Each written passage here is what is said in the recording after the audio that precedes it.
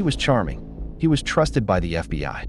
He was a loving father, and secretly, a cold-blooded killer. This is the story of Scott Lee Kimball. Scott Lee Kimball was not your average criminal. Born in 1966 in Boulder County, Colorado, he began with fraud, bad checks, scams, and deception. He learned early how to manipulate systems and people, a skill he would later use for far more sinister purposes. For years, his life seemed to be one of petty crimes, a series of poor choices that kept him in and out of trouble.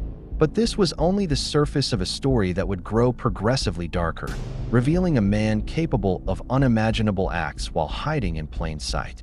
Behind the charming exterior was something far darker. Over just 2 years, Kimball murdered at least 4 people, possibly many more. He operated with a chilling duality, maintaining the facade of a normal life while committing terrible crimes.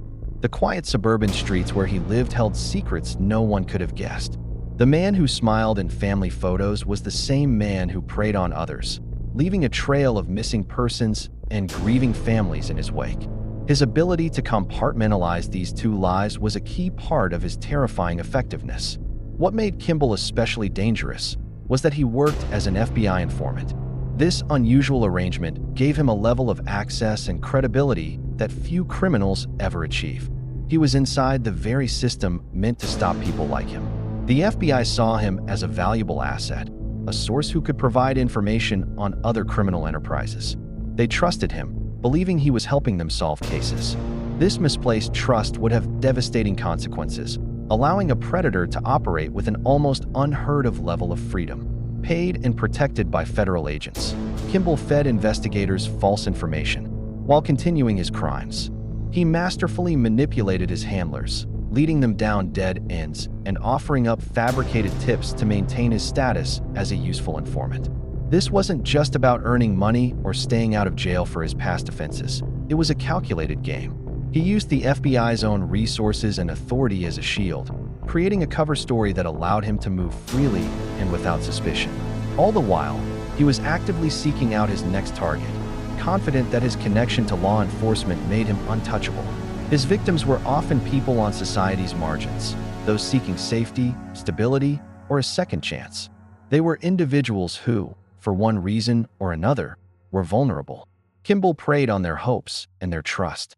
He offered them a way out, a helping hand, or a promise of a better life.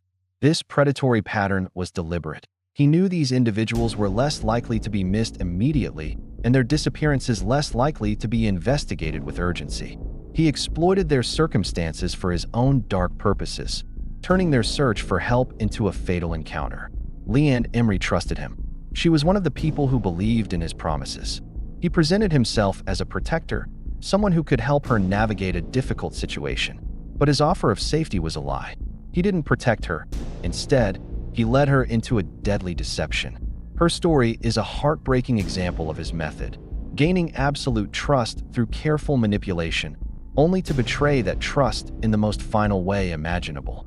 She was looking for an ally and found a killer instead. Jennifer Markham vanished after trusting Kimball. Her story is another tragic chapter in this case, and one that remains unresolved. Like his other victims, she was lured in by his promises and his seemingly genuine nature. She disappeared, and her body has never been found. For her family, there is no closure, only the unending pain of not knowing what happened. Her case is a stark reminder of the full scope of Kimball's crimes and the lasting damage he inflicted. The search for Jennifer continues, a cold case file that represents a family's unanswered prayers. Even his own family wasn't safe. Kimball allegedly turned on those closest to him. The betrayal extended into his own home, targeting the people who should have been the most secure. This willingness to harm his own family reveals the true depth of his lack of empathy. If even the bonds of family meant nothing to him, then anyone could be a potential victim. It showed that his loyalty was only to himself, and he would sacrifice anyone to protect his secrets and continue his deceptions. His downfall came not from the search for his murder victims, but through a fraud investigation, one that finally exposed the truth. It was his original crime, financial deception, that ultimately unraveled his entire hidden life. As investigators dug deeper into his complex web of scams and bad checks, the pieces of a much larger, more horrifying puzzle began to fall into place. The fraud case opened the door for detectives to connect the dots between Kimball and the disappearances of several people. The walls he had so carefully built around himself finally started to crumble. To avoid the death penalty, Kimball confessed and led police to some victims. Faced with irrefutable evidence, he chose to cooperate in exchange for his life. He guided investigators to the remote locations where he had hidden the remains of his victims, confirming the fears of several families. His confessions painted a chilling picture of his crimes, delivered with the same detached coolness he had lived his life with. He was sentenced to 70 years in prison, ensuring he would never be free again. Scott Lee Kimball wasn't caught because he was reckless. He was caught because even the best deception eventually fails. For a time, he expertly played a system, his family, and his victims. But lies have a way of catching up, and the truth, no matter how deeply buried, often finds its way to the surface. His story is a chilling reminder that the most dangerous monsters are often the ones who look just like us. Thank you for watching.